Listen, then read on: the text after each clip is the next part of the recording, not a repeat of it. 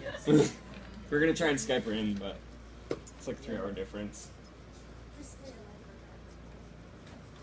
So, to start off our presentation, will you guys flip the lights again, just so you can see? We're going to start with a couple of stories that kind of inspired what we did for our presentation.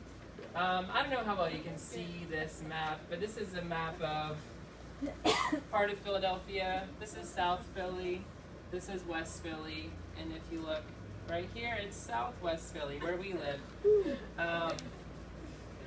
And this is a story about an experience I had on the trolley one time.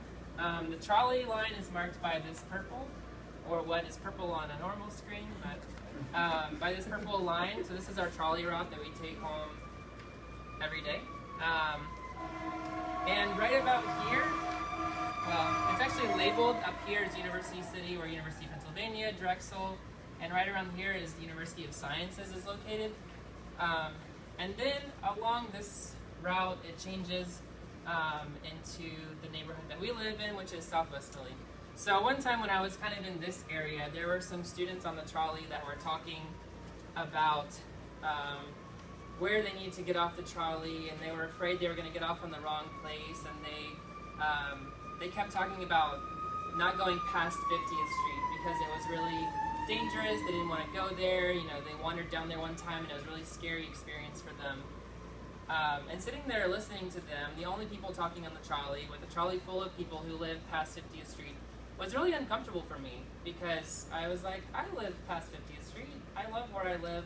We actually live on 62nd Street, which is all the way down here. Like, this is their border, and this is where we live. So it really got me thinking about, like, what do people think about my neighborhood and the people that live there?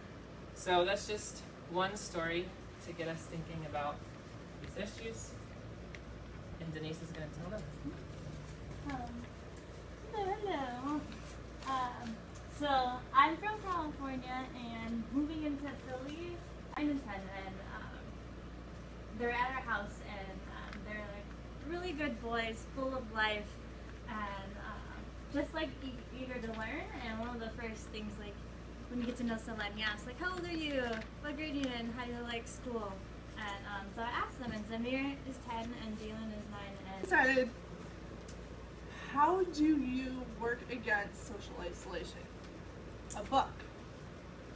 We decided we're going to create a booklet featuring stories, featuring artwork, poetry, most importantly, featuring pictures of our neighbors. We want to say, you know what, this is who our neighbors are. It's going to be created by them. They're going to tell their stories, they're going to tell their struggles, they're going to tell their heartache, they're going to tell their hopes and their dreams in this book. And that excited us. It encourages our neighbors. First, it tells us what your talents are. So they told us that, you know what, I'm great at baking. I love to bake. I want to open my own bakery one day. Or, you know what, I love to read. I love to read all sorts of books. We had a neighbor who likes math, which is weird to me because I hate math.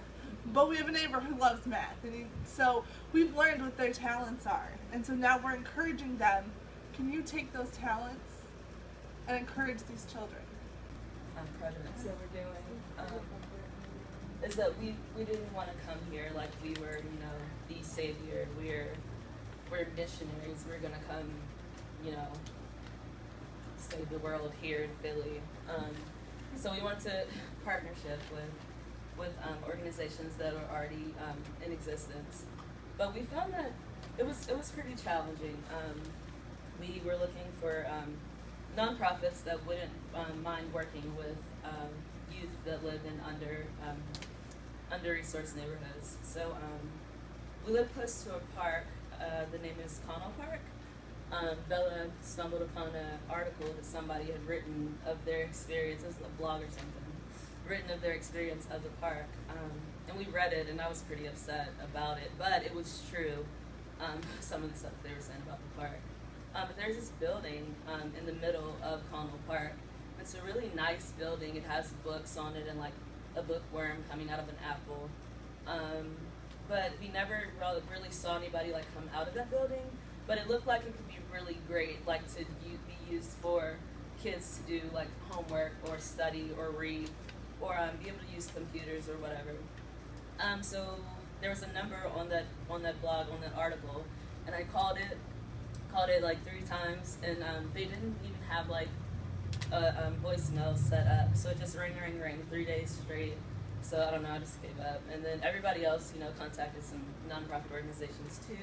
And we all like researched, found some promising, hopefully promising, nonprofits, and just put organizations that we thought would want to partner with us, but no luck there. Yeah, so education is just really important, as Denise shared the story about the young kid who was ashamed of like the grade he was in. So we were wondering and thinking like, what, you know, we want, education's important, it's important to us. The Philadelphia education system is very interesting of how it is right now. And I'm my service side, I teach computer, or I taught computer at a Christian school. So that was very different to see and to have that experience, and then to talk to the children in the neighborhood who go to public school, or who maybe go to like or charter school, or what they call them, those mastery schools. Yeah. So as cliche as it may sound, you know, we were all talking about it, throwing ideas around about what we would do for our education piece, and God came to me in a dream, and I had a dream, and it was super vivid. And I just saw like everybody in our neighborhood rejoicing and just having a great time and smiling, which, I mean, they do that, but it was really cool. And I think what made it really cool was we were doing that because we had all come together and just like read all these books. And so like God just presented to me to have like a 1,000 book challenge. And so I'm like, wake up the next morning really excited, like, guys, you will never like get, you know, what God said to me in this dream, like what happened. And so I'm explaining the dream, and they're looking at me like, that's cool, that's really great, like tell us more, or, you know, how is this gonna look? And so as we were talking about this last night, it's really funny, because Preston was like, well, you know, 1,000 books, like, God was so ambitious to you, like, in that dream. And, you know, us as humans, we're like, 1,000 books in 2 months, so everybody in the neighborhood trying to read 1,000 books, like, in 2 months, and we couldn't do that. So now it's the 250 book challenge, and Preston made the flyer. Thanks, Preston, for that. They really are that small, trying to conserve paper. But yeah, so you could read, like, newspaper articles, articles from the internet, books, and if one person reads, if multiple people read one book, like, we're gonna count it, because we just really want to meet this goal. But then we were talking, like, if we don't meet the goal, like, we should still throw that huge party. And so we're gonna have the party on the last Saturday of our neighbor. And to make actual hard copies and online version copies, so that we can send it to our donors and to nonprofits. And I think our hope is, because our team is really about sustainability, and we're trying to think long term, what can we do to help like sustain this? And I think we were a little ambitious, but I think a good step is just awareness.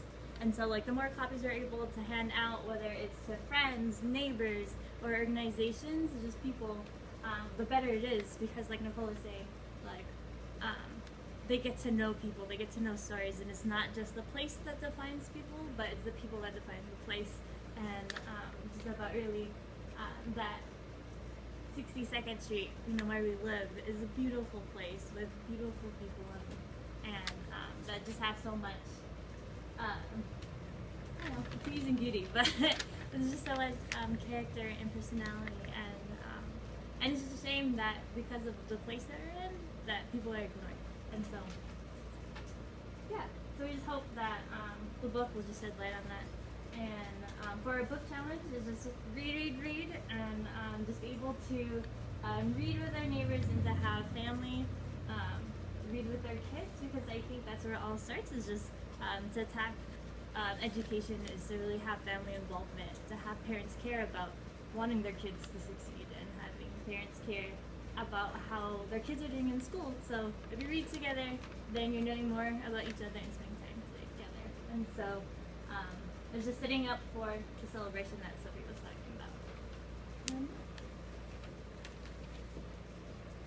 So, one of the stories I get to share is about how this book challenge has affected the kids on our block.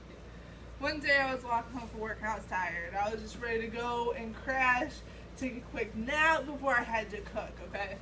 It was like probably 5:45, almost 6 o'clock. And I'm walking down the street, it's a hot day, and Markel, this like hyper 10-year-old comes running out of his house. He is booking it. He goes, Nicole! I'm like, what's up, Markel? Because normally when he comes running out of the house, he wants to play, he wants to do chalk, he wants to have fun. I'm like, what's up, Markel? What can I do for you, man? He goes, my school gave me my summer reading list. I'm like, that's awesome, dude. Like, you're excited about reading. This is not normal. But he's like, yeah. So I've already started reading all these books. And I've read like, I think he said like 7 books off of the list because he wanted to turn the titles in for the book challenge. He wanted to meet that goal. He wants to help us meet that challenge so we can have that cookout. He wants to read. So in that moment, I got to experience his excitement. I got to experience his joy about education, about reading. And that touched me in that moment. So I got to interview, that's Mickey and Valentine. I got to interview them. They lived in our house and then bought the house right next door. And so they have lived in SouthWest, in that area, in that house, and in the other house for 34 years.